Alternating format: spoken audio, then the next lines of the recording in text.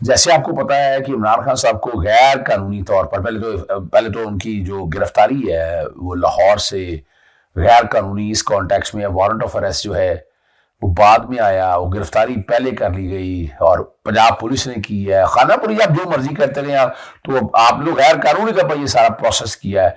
फिर ये अडियाला जेल में लेके जाना था इनको, अटक जेल में किस कैपेसिटी में ले गए। यहाँ हुकूमत पंजाब निगरान वजीर आला या जो वजारत होम है इस्लामाबाद से हमारे वफाकी हुकूमत की, वो बराबर के कसूरवार है उनके अगेंस्ट। और फिर वो आपको पता है वहां पर तो क्लास अपना ए है ही नहीं है, वो क्लास सी है और साबका वजीर आजम है, तो उनका कैदियों के तौर पर जो सहूलियात है वो तो मिलनी चाहिए। इमरान खान साहब तो डिमांड नहीं करते, लेकिन हम समझते हैं कि वो सहूलियात उनको सारी अभी कानूनी तौर पर वो सहूलियत है वो उनको मिलनी चाहिए। फिर जिस तरह का ट्रीटमेंट किया जा रहा है, मेंटल टॉर्चर दिया जा रहा है, तकलीफें दी जा रही हैं। अब लीडर तो खड़ा है, लीडर ये नहीं है जैसे दूसरे लीडर नवाज शरीफ अगर गया था तो वो अटक में गया और फिर आपको पता है निकल भी गया और परेशानी उनको थी। यहां इमरान खान साहब को अटक में रखने के बाद परेशानी उनको है जिन्होंने भेजा है।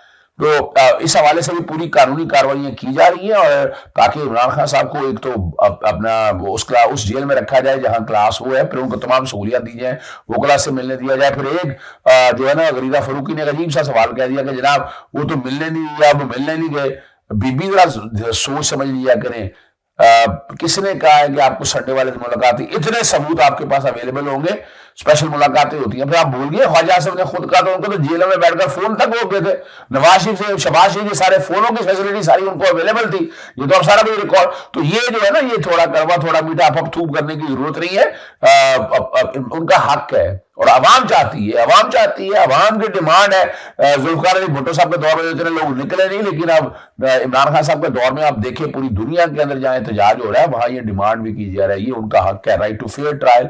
और आर्टिकल 9, 10 और 14 quality of life, right to life, ये उनका बुनियादी हक है। अगर कोई इस बुनियादी हक के खिलाफ चलेंगे तो आर्टिकल 8 के तहत वो फासिद कहलाएगा।